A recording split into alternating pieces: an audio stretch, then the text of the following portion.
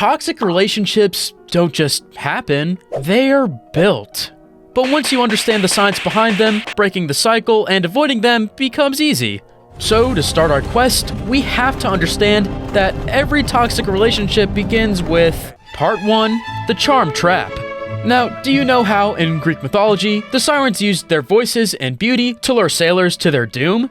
Well, something similar is happening here. Yet, in this case, she uses something called the halo effect.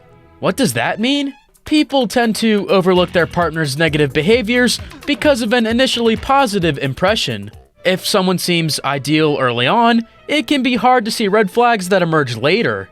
Or those red flags might seem like minor problems that you can fix.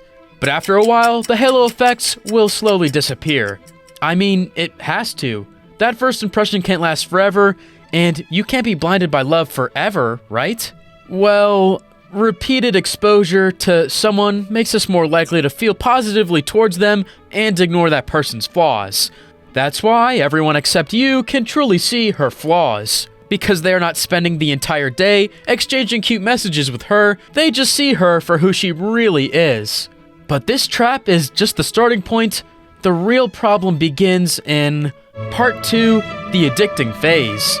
You know how, in general, social media platforms keep you hooked by offering you unexpected rewards? You find an interesting short clip, then you go through 3 to 4 boring ones, and then another interesting one pops up again. The algorithm is specifically designed to do that because of its addicting effect.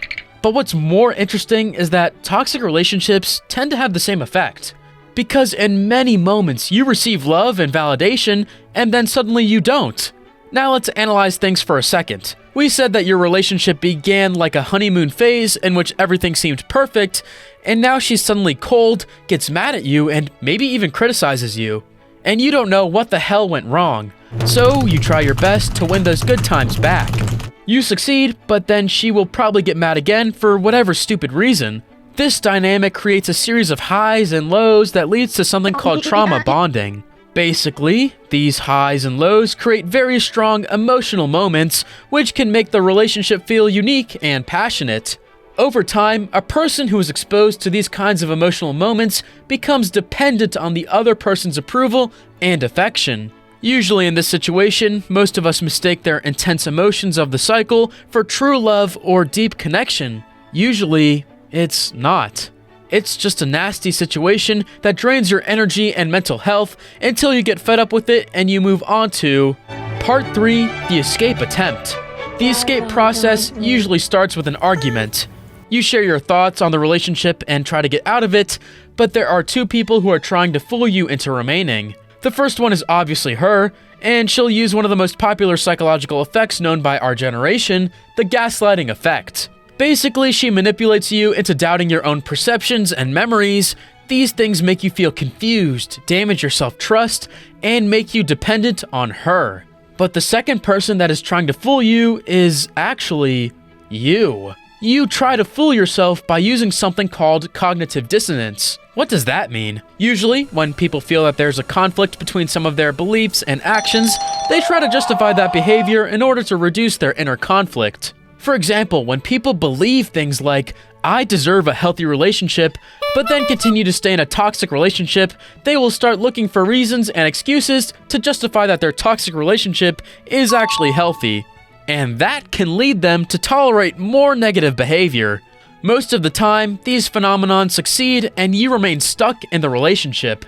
Yet sometimes, things go differently. Sometimes the breakup really takes place. You're sad for a while, but if you escape, you can look for a better person. That is probably what you will do, right? There are still some things that would bounce you back. From a psychological perspective, when people look back at past relationships, they only recall the highlights and forget about the painful arguments, manipulation, and mistreatment. Now, from a biological perspective, we tend to deal with oxytocin's effect. You see, physical intimacy and affection release oxytocin, which creates feeling of closeness and trust that make you feel bonded to that person. That's why you may watch a romantic movie and suddenly think about her, even after the breakup. In your subconscious mind, she is still your other half. So after a while, many people go back and contact that person. Time passes and now that person seems like a stranger again. She only shows you her good side again and gives you hints about still loving you. The halo effect is back and the cycle repeats itself over and over until one of you two finds someone else. Now you know what the story behind a toxic relationship looks like, but there is one thing that we haven't talked about: what really makes the person you are with so toxic. In certain studies, there have been discovered some things called attachment styles. There are 3 types of attachment styles. Number 1, anxious. People with anxious attachments want to be close but often fear being rejected. Number 2, avoidant. People with avoidant attachment prefer independence and may find it hard to get emotionally close. Number 3, secure. These people are the ones who are very well emotionally balanced. As you may have guessed, most toxic relationships are formed by an avoidant individual and an anxious one. The avoidant will start to push the other person away, while the anxious will start to suffer from something called martyr complex. The martyr complex means that, in some cases, one partner constantly puts aside their own needs to look selfless or caring. But deep down, they're actually hoping to get sympathy, even if they don't know it. This effect can also make the avoiding person feel guilty or obligated to stay in the relationship. Now, if you clicked on this video, you two are probably stuck in a toxic relationship right now, and you probably don't really want to just walk out of it. So, how do we deal with this problem? There are actually 4 steps that can fix a toxic relationship. Step 1, acknowledge the problem together. Both you and your partner need to be honest, take responsibility, and accept that there is a problem. Step 2, replace negative patterns with healthy habits. You have to identify specific toxic behaviors, like the silent treatment and criticism, and replace them with constructive actions. For example, if one partner feels triggered, they might practice taking a time out instead of engaging in an argument. Step 3, focus on self-care and independence.